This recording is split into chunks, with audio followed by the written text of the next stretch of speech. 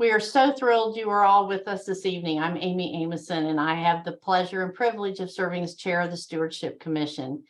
And before we start, we'd like to begin with a prayer. And Zella, would you lead us in prayer, please? Sure. Dear Lord, we know you are with us, and we thank you for being with us every second of every day. We ask for your guidance in this meeting, in this webinar. We ask for these ideas to be shared and with your gifts for your honor and for your glory. We go forth in your name. In Jesus' name we pray. Amen. Amen. Thank you.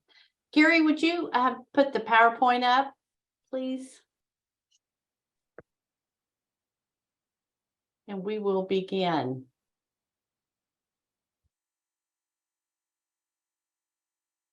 Thank you.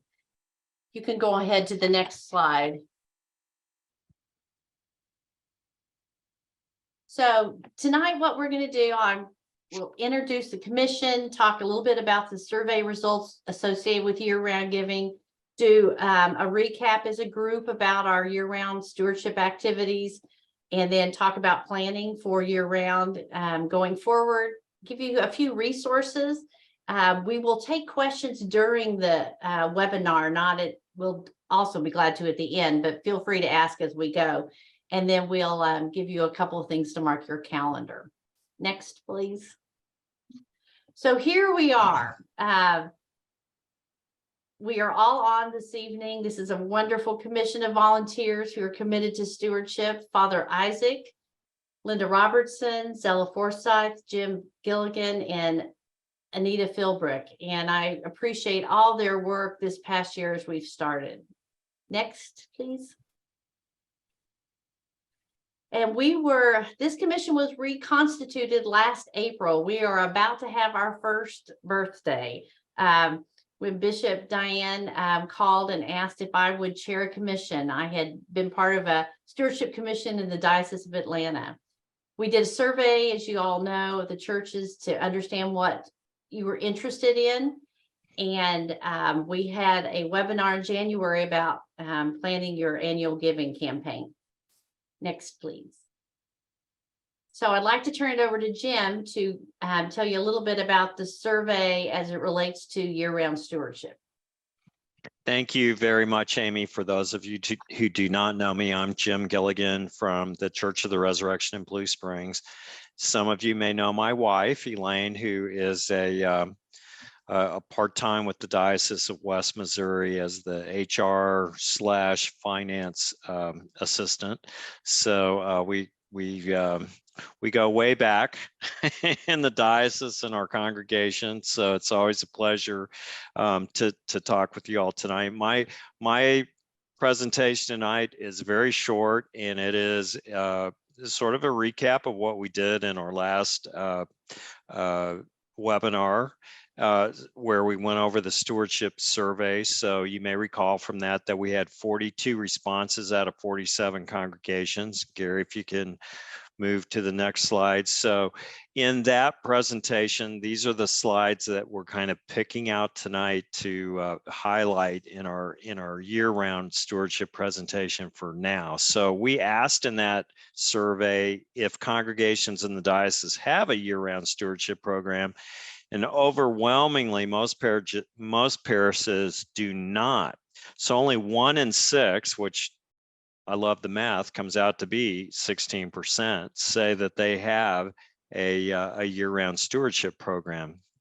Gary, next slide. So what does that look like? Well, for most parishes, they report that is just Sunday sermons and mailings.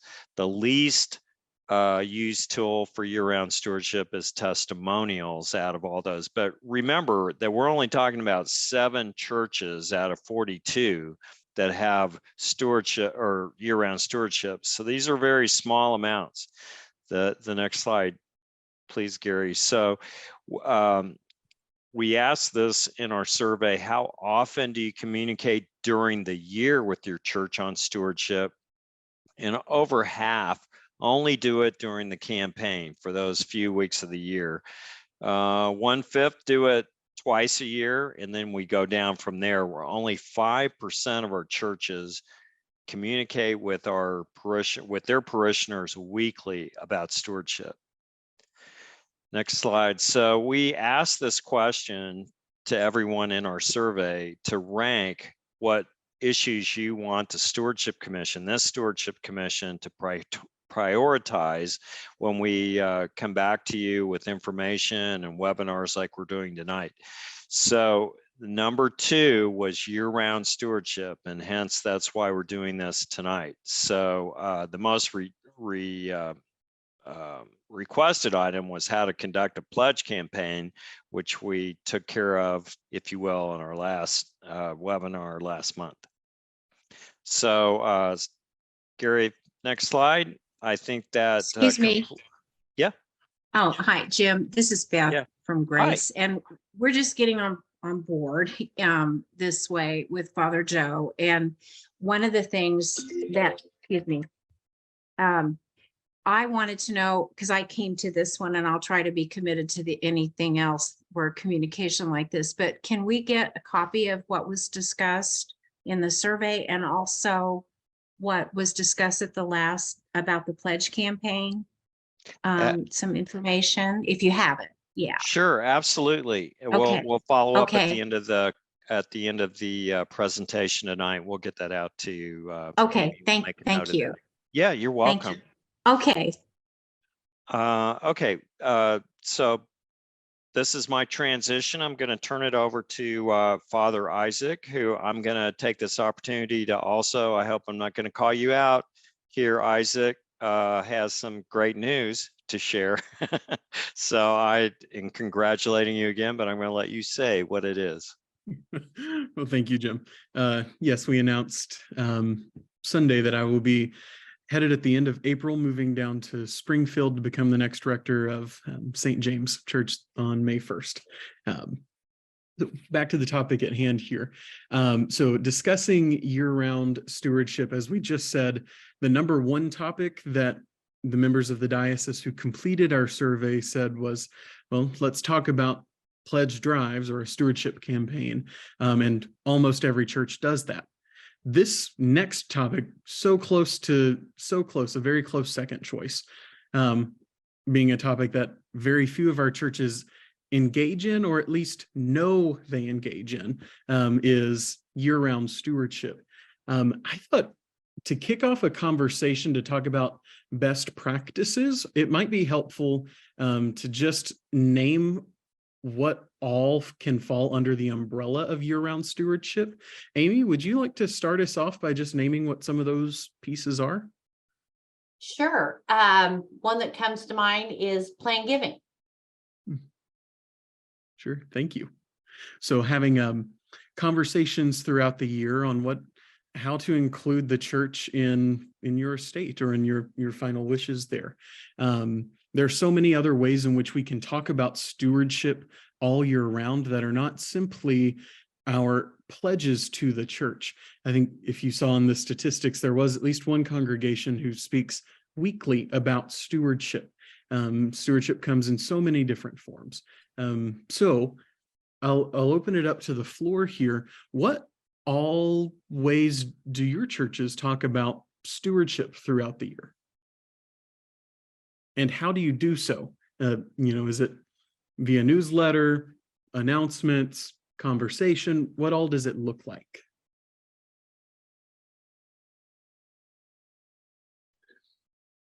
I know at Mary Magdalene, could be that we're doing some of this and I would never put it under the label of year-long.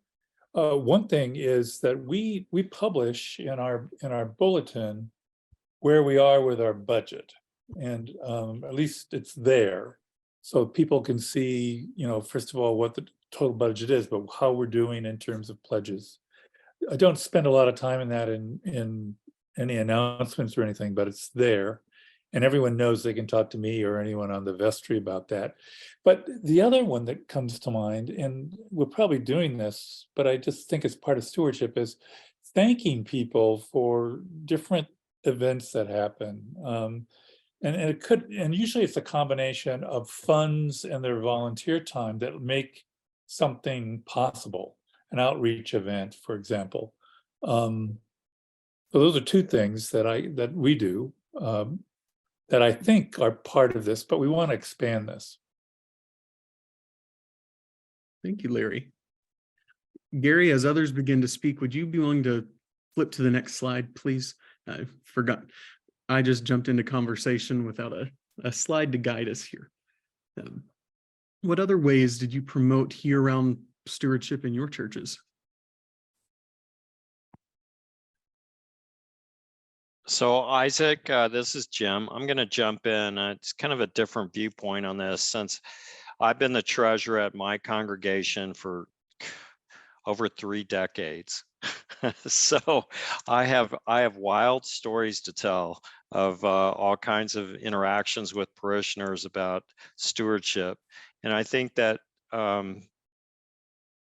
you know, we focus a lot on money, and money is important. Money's needed to support the church and its activities and its operations.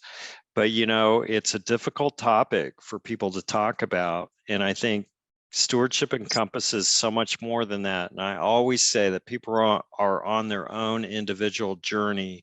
And there's no shame, there's no promotion, should not be any promotion to anybody about what they do or they don't do, because everybody is different. Everybody has different resources and they have different viewpoints.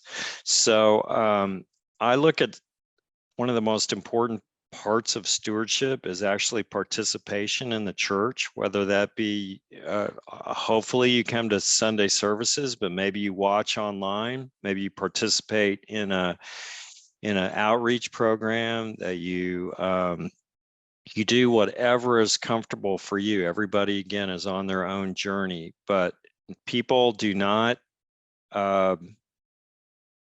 they do not give to the church unless they participate in the church. And so I can't emphasize enough that participation is a key to stewardship. That's my thought. Thank you, Jim. Father Isaac, another one is about the environment. When we talk about recycling, when we do any of those activities, those are stewardship, including if you celebrate Earth Day, participate in community activities regarding the environment. I've seen pictures in the diocese of groups participating in their communities. Absolutely. Thank you. This is Beth, and I'm coming at this from a little bit different perspective because I haven't been involved in Grace's stewardship work at all. And I know we've had a lot of transitions. So Father Joe asked me if I would come into this. My background is in development and fundraising in nonprofits. And something that, and I've also been in the Diocese of Northern California and in used to be in Ohio for a long time too. So but what I really learned, I think that made the biggest difference in what I did from a fundraising standpoint and development was really focusing on relationships with people, because that's where it starts to find out the things about that. And obviously what was said about thanking people is really important, but also to listen to them about what matters to them. Because when I did that, I had a very good teacher from a very large nonprofit who was on our board of directors. And she said, if you do this, if you ask people what their heart tells them about why they're involved and listen to what they have to say, you generally don't have to ask for money. And I think when people feel that they have an impact, that they're important, and they see an impact from others around them, it makes a huge difference. And I think it's similar to testimonials, but it's also about listening. And I think that takes that year-round effort is really important, goes hand in hand. Thank Hey, you, Beth. Beth, I have to jump in on that because I couldn't agree with you more. I think you said it more eloquently than me that, being involved in the church and seeing what the church does and seeing how it helps people in what we can do, that opens the pocketbooks. And you don't have to say anything to anybody. We're all, church is not about the operations. It is about outreach and helping people and spreading the good news to everybody. And so I just reiterate, getting people involved and getting them to see the goodness that comes out of the church leads to stewardship. Thank you, Jim. And Gary, if you would transition one more slide while we continue this part of the conversation. An idea too to consider when discussing year-round stewardship is the idea of a particular campaign where I think we're most familiar with capital campaigns, fundraising toward a specific end. That's not always the case. Some of our churches have clergy funds or, other designated funds that they will have campaigns for periodically, perhaps to endow a music chair or another topic. What experience have your churches had in having campaigns toward a specific purpose or a specific fund?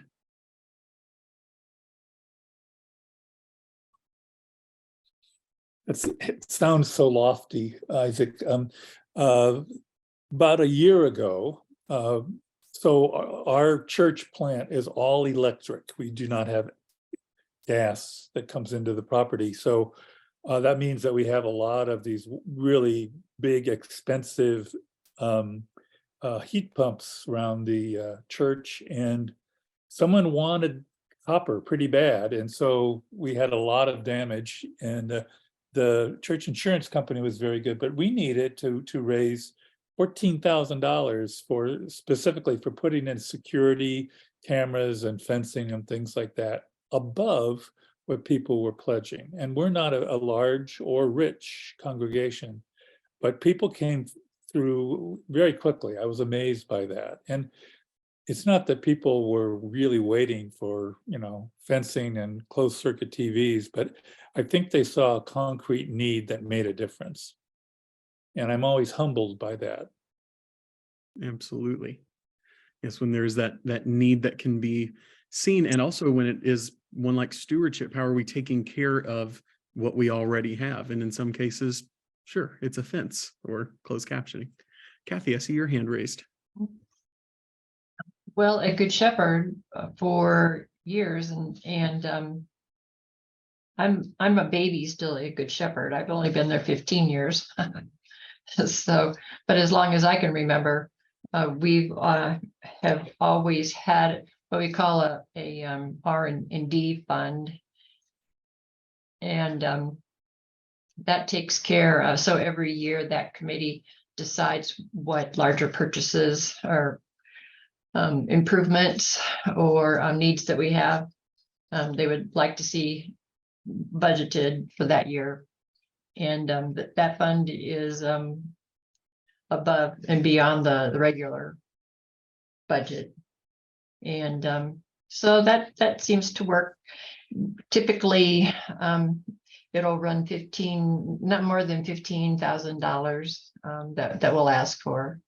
But for instance, this year, we'll spend 12,000 of it to resurface the parking lot that needs a repair. So there's short-term improvements, and it's worked pretty well for Good Shepherd. I don't even know the last time there's ever been a capital campaign at Good Shepherd. I think that this has been kind of a way that we've avoided that. Sure. Thank you, Kathy. Thank you for sharing that. I'll also point out that there was a message in the chat from Mother Elizabeth about using the materials from TINS. TINS has a lot out there, and we'll discuss that a little later in the webinar. They have some suggested timelines too for different areas of stewardship and how that might be communicated throughout the year. Does anyone on this call represent a church that has a planned calendar for stewardship communication throughout the year? I'll say on a diocesan level, that's something our Diocesan Stewardship Commission has been contemplating and working towards. But what about on the local level? Do any of you have churches that pre-plan a year in advance what stewardship messaging might be, or when to hit particular topics? I don't see any heads nodding or anything along those lines. But there was one church, right, on that survey who said that was part of their stewardship ministry plan. Anything else anyone would like to share in terms of year-round stewardship, what you'd like to share as a best practice with everyone else before we transition on? Hey, Isaac, at the risk of dominating things with a very minimal, participation tonight, I wanted to piggyback on Father Larry's comments. Just being a treasurer for as long as I have, I've said this comment repeatedly too, that parishioners' pockets are much deeper than they ever appear. And when people respond when there is a need, that I've never, ever had our congregation never respond when we have a need that is real, whether that's in our congregation, it's been everything from these mundane things of replacing the roof to paving the parking lot to the HVAC, air conditioners, people, that we are a family. We come together. To me, the harder part of any stewardship is like the annual giving campaign, where you just kind of go through the motions of we would like your pledge for the church to carry on for the next year. And people tend to do what they always have, and we've been through a lot in the last few years, but I hate to say it this way, but God always provides. When push comes to shove and we need support, people are always there. And we've recognized that in capital campaigns as well for our particular congregation. Our church in Blue Springs, the annual giving varies between really $180,000 and $220,000 a year. We have done 2 capital campaigns in the last 10 years, and both of those have raised over $250,000 separately. And everybody, when they were thinking about that, said, there's no way. There's absolutely a way. So, just don't dismiss things out of hand that your congregation won't support you. They will, as long as you're doing, God's work and people support that. My opinion. Thank you, Jim. Thank you, Jim. And No, Kathy. I'm not trying to dominate the conversation here, but I have to admit that I struggle with want and need. And so that's always something that, and especially as a vestry member too, it's always to me is important to decide what's want and need. Yes, thank you. Larry? I don't know why I didn't mention this before. I have a background in healthcare ethics and all that kind of stuff. So we started this. It sounds morbid, but actually it's a pretty fun experience of having something that happens after Sunday liturgy that deals with advanced healthcare directives, planning your funeral, and for lack of better language, remembering the church in your estate. So it's kind of the 3 last things in a sense. And I've been amazed. We had a person, I think she was an administrative assistant for years at Honeywell, who gave a lot of time to the church and then died rather suddenly. And she gave us her house. And so with the family's permission, we were able to sell that. So for the first time, we actually have a reserve fund. And it was because of her generosity of caring about the congregation so much that she wanted it to continue that way. So that's just another thing to think about of dealing with advanced healthcare directives, because churches are a wonderful place to talk about it, much better than the hospital. A lot of us have, different tools that we can help people plan their funeral. It takes such a burden off of a family. And then the whole idea of having the church in some way be in their estate planning. Absolutely. All of that's so very important. Thank you, Larry. Okay, I will turn it over now to Linda. And I think, Gary, if you will advance us one slide so Linda can begin her portion.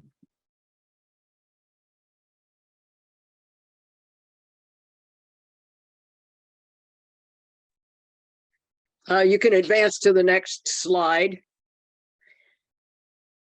Okay, obviously, if you're going to do something, somebody has to do it.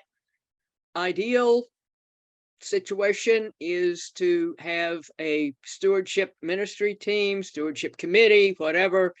One that is not the same people who have done it forever and will continue to do it for the foreseeable future. New blood on there helps. It also helps to have some institutional memory that goes back at least a little way, but it's not the most popular committee to be on. But if you can get some likely candidates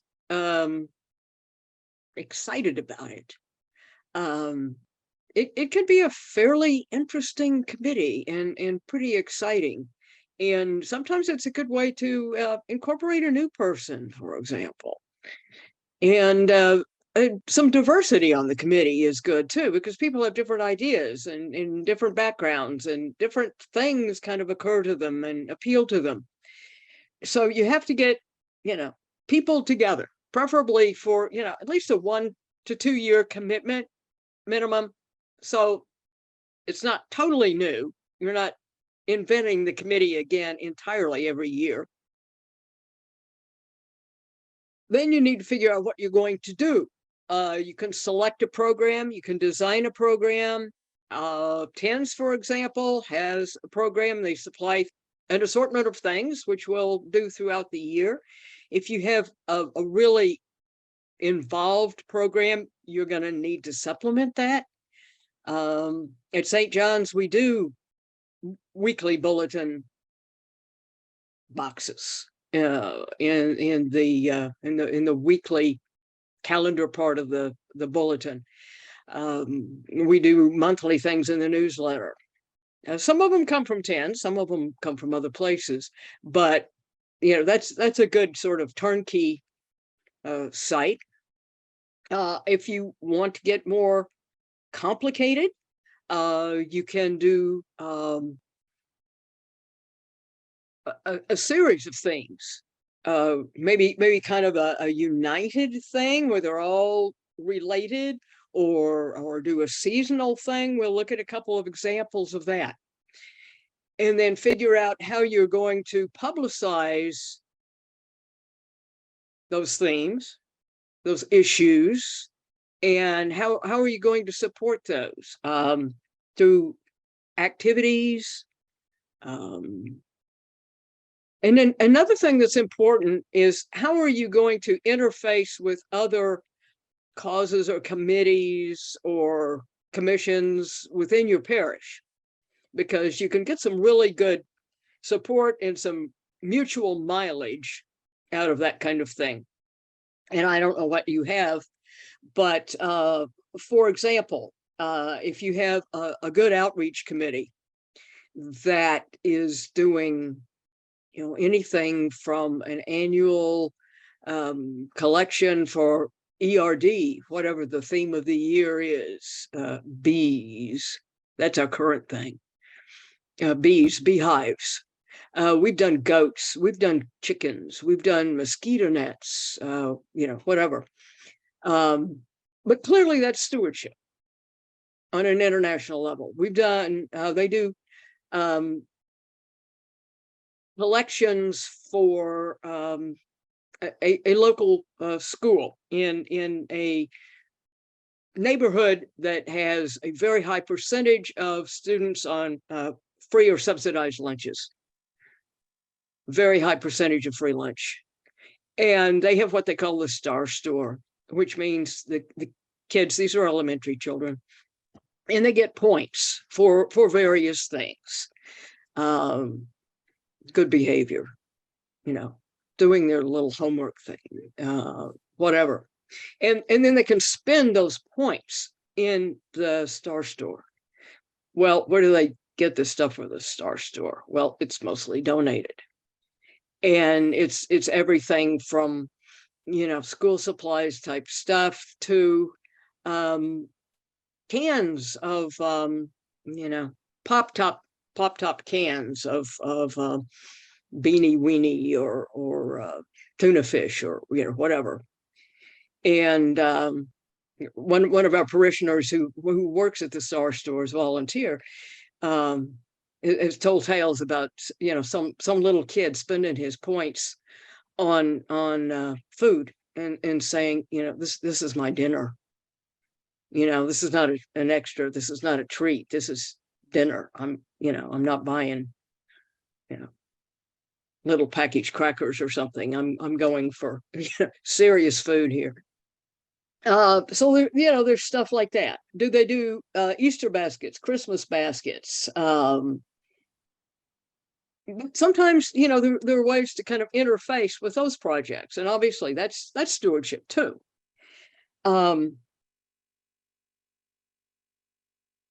are you going to work the capital campaign into that? If you have a capital campaign, how are you going to work in your annual giving campaign? To what extent are you going to be presenting stuff yourselves? And to what extent are you going to be asking other people to participate in this? Stewardship sermons, maybe more than once a year. People giving testimonials or doing short readings. Lots of good sources for people who can't or not willing to do something that's really a testimonial. Some people are happy with that. Some people say, if you give me something canned that's really good, I'll read it for you, and I'll read it well. That's an opportunity, once a month or something. And then give thanks, and we'll come back to that topic, but we've been there before. Question at this point? Comment? Can you tell me how either where I can get some information? You said it was TANS, or I'm not sure what the name is. Is it a program? What is TANS, the Episcopal Network for Stewardship. Okay. Yes, you will get considerably more info about them later on. Sure. And at the end, there's a little info thing about them, and they do very cool programs of various sorts, as well as providing lots of resources you can get online. So next slide, please. Could I jump in for a moment, Linda? Sure. I just wanted to say the TENS theme for this past year was more than enough. And they had, the symbol was a loaf of bread with like slices.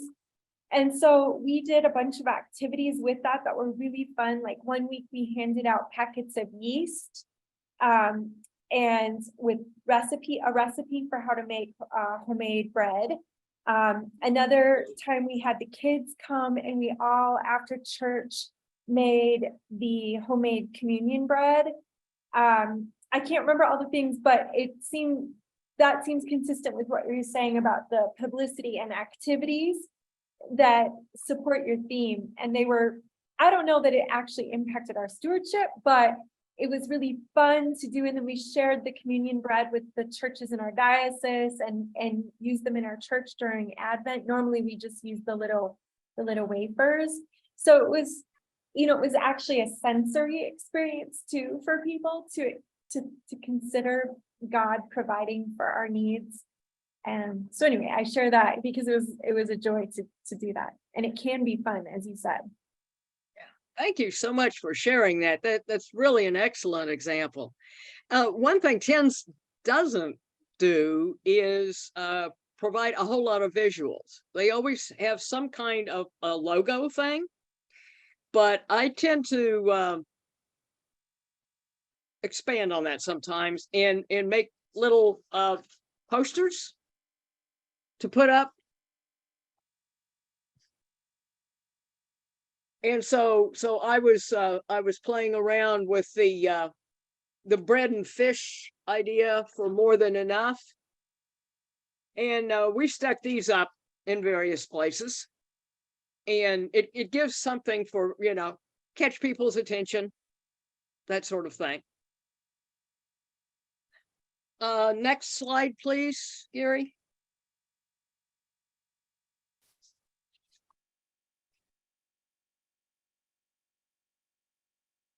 Okay, this is one example of how to divide things up. It's a seasonal kind of thing. You could see the text there.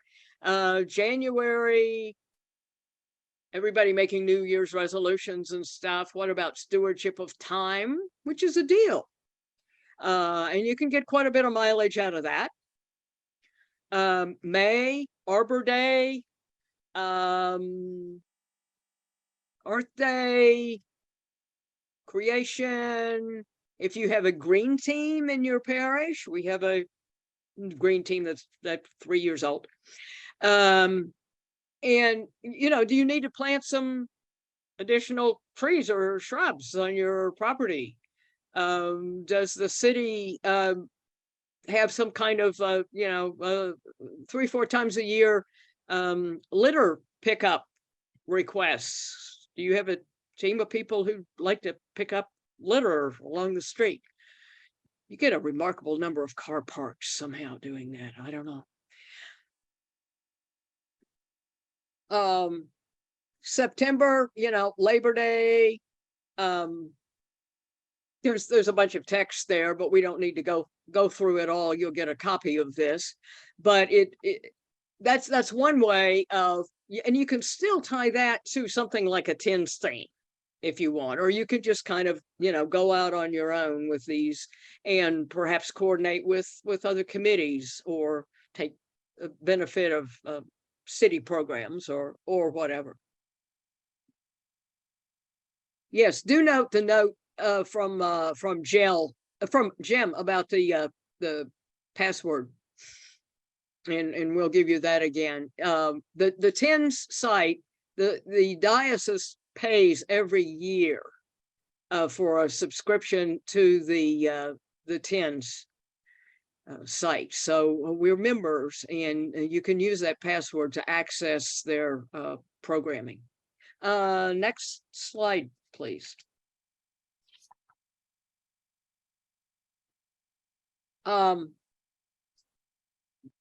So October, November, you begin to start thinking of an annual campaign.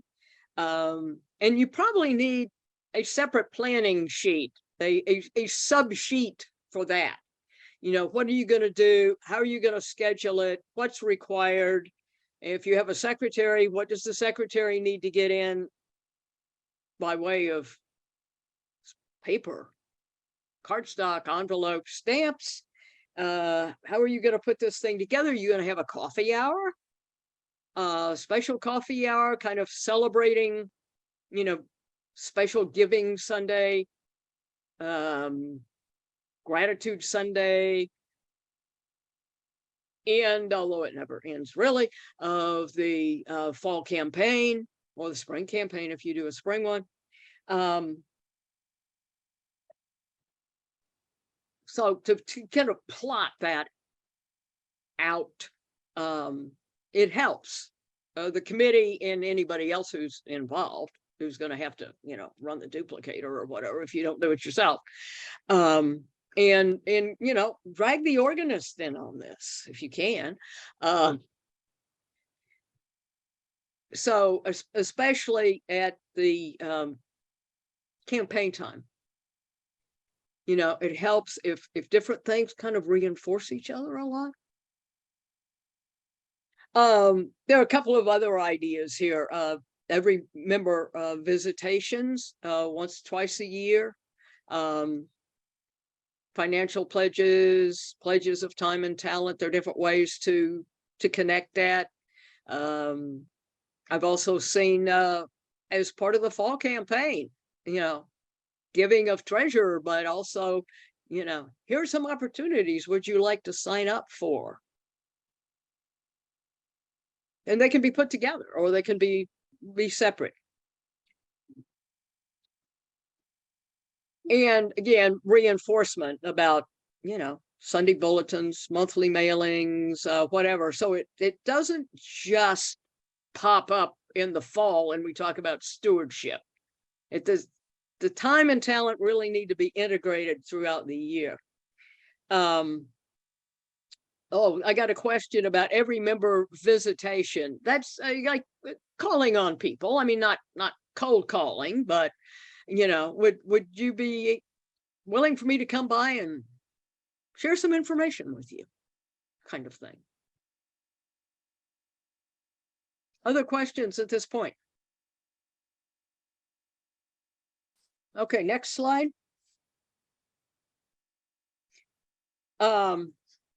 Here's another approach, and if you want, you can take this down to a really very fine-grained level. Here's I don't know whether you see this or not, but it's a fairly complex fill-in-the-blank chart with a monthly approach,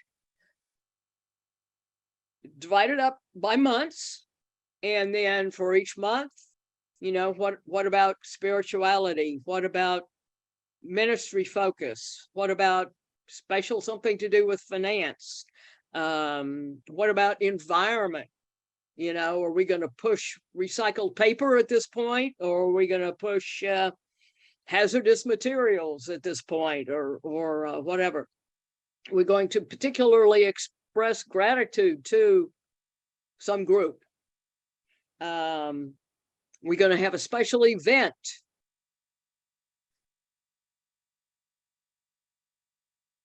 So you can break this down and figure it out. Now, for a lot of churches, this may be a little overcomplicated to go in that much detail, but if you pull this up and look at it, it might give you some ideas to work from that we could, you could scale for your own situation. So basically, these are the themes that they're looking at: spiritual growth, ministry, finances, things outside ourselves, and creation. So you can see the breakdown there. Next slide, please. Linda, one thing, if this becomes overwhelming often when you try to begin, is you could start with just doing it quarterly instead of monthly. Just start quarterly, and one of them is your stewardship campaign, so then you only have 3 others, and Right. just pick 3 others, and then you're off and running, and it but monthly can seem like a lot.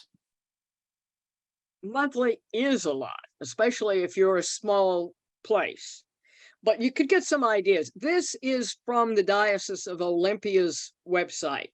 And you'll hear more about that under resources, but they have a ton of stuff of various sorts, which can be, a starting place, if not something that you want to use, as is. questions, comments at this point?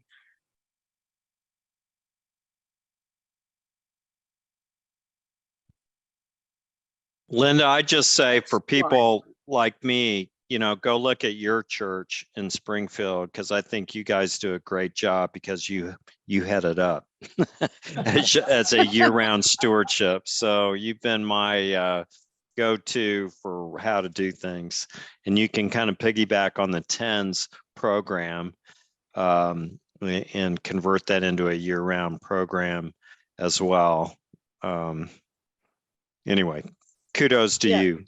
Well, thank you. That's what we do. Have done for the last several years. We've done other things as our sort of basic format, but we've done TENS for a number of years and sort of augment it here and there. And it works quite well. And we're one of the parishes that says, yes, we do, you know, weekly, monthly, etc. But you know, once you kind of get in the rhythm of doing that, and you have some good resources, it's not arduous to put it together. Next slide, please. I was going to say something to your comments because you've given so much really great information, but if people are overwhelmed, because I had to do the fundraising and run the organization because I was the only staff person. And later I got two, but in my nonprofit. But what I found was that if the first year, like kind of what Amy was saying too, and you, is like start small, first build on relationships. Because I know when I first got calls in the Diocese of Northern California, it was like from, you know, the parish visitation, which I believe are very important. But just to go and they go, well, they're going to ask for money. And it's like, so I like all of what goes around that. But I think starting on that relationship piece in a way that's doable and realistic for a small parish or even a large one with people with limited time. So, you know, there's just a whole lot here that is really good. And I think people they've got a great menu to choose from to get started for sure. So I love this. Yeah. Yeah, thank you. Yeah, you have to pick and choose, you know. But one thing that's not so optional is saying thank you, which has been mentioned before. You know, sometimes it's real obvious, you know, somebody, the stewardship chair or whomever, sends the note after you get the pledge. If you have a legacy society, somebody joins that. Yeah, the chair of the legacy society, you know, writes the person and you stay in contact with your legacy society people. But a lot of other people need to be thanked from time to time for various things. And there are many ways to do that, some of which are obvious, some of which not so obvious. And next slide, please. One way which we use, not every month, this just comes out from time to time in the newsletter. Is what we do, the monthly newsletter, which is printed and online. And it can be members of the Breakfast Club. You don't usually name people, or we don't individually in this. But the members of the Breakfast Club who have provided the cooking and the cleanup and the planning for a breakfast after the main Sunday service, or the main Sunday service the last, you know, 3 months, or, you know, whatever it is. And it's really, it's easy to do. And it points out the fact that their time and talent is stewardship too. So you kind of thank them and also make a point. So other questions, comments, whatever. Linda, this is Jim. I was just going to say, I think thank yous are very, very, very important, and they really, even when people don't say they want to thank you, they do. They're grateful for them, but there is a downsized risk. I guess this is my warning to clergy more than anybody or anyone who kind of stands up and ad hoc thanks people that put thought into it first, because if you forget somebody because you're just naming people off the top of your head and you forget somebody, that person can be hurt.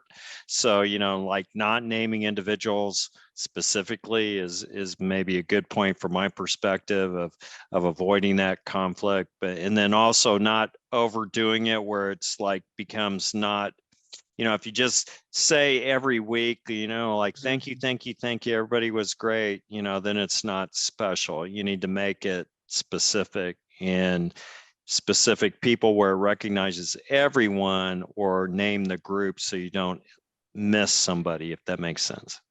Yes, absolutely. Has anyone had any luck with having the children in the parish write thank you notes to people? I haven't. I just thought, because it's a great way to model what we're talking about. I didn't know if anybody tried that or not.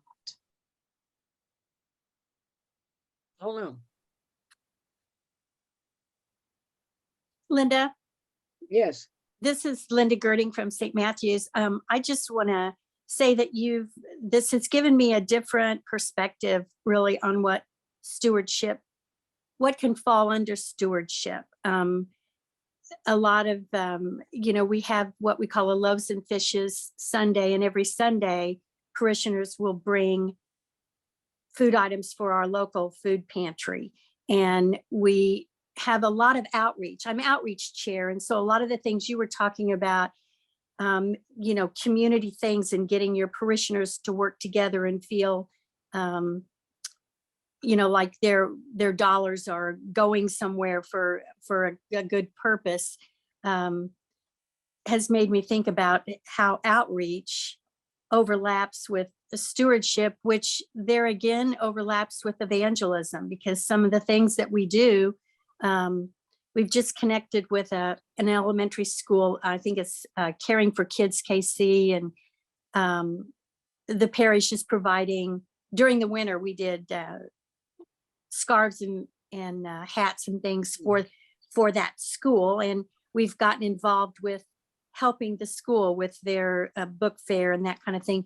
They know who we are. It's kind of an evangelism thing, but the people that are working together that are doing that are doing a stewardship activity in a sense. So I'm looking at, if I were to fill that survey out again that we did in the beginning, where I said we didn't do year-round stewardship, I think I would change it to yes, we do, and include some of the things that you have been opening my eyes to that we are doing as stewardship. Thank you for that. Now, we've done a mittens and scarves for a number of years, since, well, more than 20 years. Okay. I think that's my section. Yeah. Karen. Anita, if you want to take a couple minutes to go over some resources for everyone. I know we're at about the top of the hour, but we do want to make sure we get this information out there. Okay, go to the next slide, please. Okay, this is just about TINs, and I'm going to tell you right off the bat, just go to some of these sites and look at them, because really I hadn't looked at some of these sites, and I said, Anita, put your money where your mouth is and go and look at these sites so you can talk about them. And I was extremely impressed. So the TINs is what we've been talking about. It's a complete turnaround year-round stewardship program. It's free because the diocese pays for it, and you can customize it to your own parish. And also it's available in Spanish. So that's good too. So we've talked about the lot. So go on to the next slide. I'm going to hit some of these others. Okay, the Episcopal Church Foundation is, you have to have a subscription to receive the resources, but there are some free things on it. And I have a really good article in there about stewardship, their vital practices section. It also contains resources such as calendars for week-to-week stewardship activities, like we were talking about, a step-by-step guide for developing your annual campaign, and downloadable. And since I'm an elementary teacher, I like all these visual things. And so I like these downloadable templates. And their major topics are stewardship campaigns, capital campaigns, and planned giving. The Episcopal Parish Network, I went into that and I saw that it contained lots and lots of webinars and digitized workshops on subjects such as Thanksgiving for generosity, end of life planning, using technology and giving. And that's one thing we haven't talked about very much, but this is the way the world's going. So using technology in giving is a really good thing to look at. It's planned giving, and there's also a recording of their conference, which they had in September, and they had a wonderful session on stewardship. So you can just go in there and just watch a lot of these, and it'll give you some ideas and some new ideas and make you think about this in a different way. And then we talked about the diocesan. They provide training and resources to congregations for year-round stewardship, annual campaigns, and planned giving. They put out a monthly newsletter, which I subscribed to because I wanted to see what kind of resources they had. And they sent me the first one just today, so I haven't had a chance to look at it.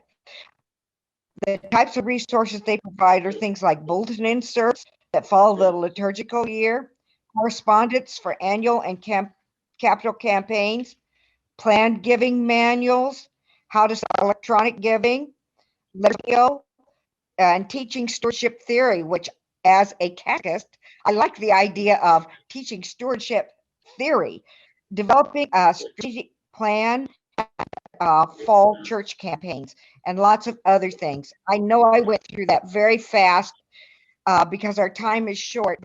I encourage you to go and look and see what you can find. Slide. Thank you, Anita. That is wonderful. And we'll be sharing this PowerPoint with all of you. So you'll have access to all of, I know Gary put them in the chat, the web addresses, but you'll have those as well. So that'll be great. Zella, you want to remind everybody about the upcoming activities? You bet. And remember that the TENS network is not the one about the nerves.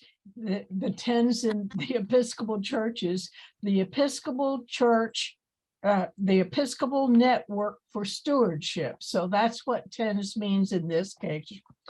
Get your calendar out and write down TENS webinar on Saturday, April the 1st from 11 to 12. And another one, turn quickly to May, Saturday, May the 13th from 11 to 12:30 also. And one thing that you need to remember is the password has changed. So if you had the old password, it's not going to work anymore. It's Jeremiah 17:8. So write that down. No spaces. Jeremiah 17:8. And Gary will send this out to everyone. So please write it down and be there, and we'll make this wonderful. Thank you, Zella. Well, I think that is the end of our webinar from the Book of Common Prayer, Work, Pray, and Give for the Spread of the Kingdom of God. And we hope this helps you in your endeavors in this area. And we look forward to seeing you the next time. We don't have our next webinar plan yet, but you can, you know that there will be more, and you can reach out to any of us if you have any questions. Thank you all so much for joining us, and thank you to the Commission for all their work on the webinar tonight. It was wonderful.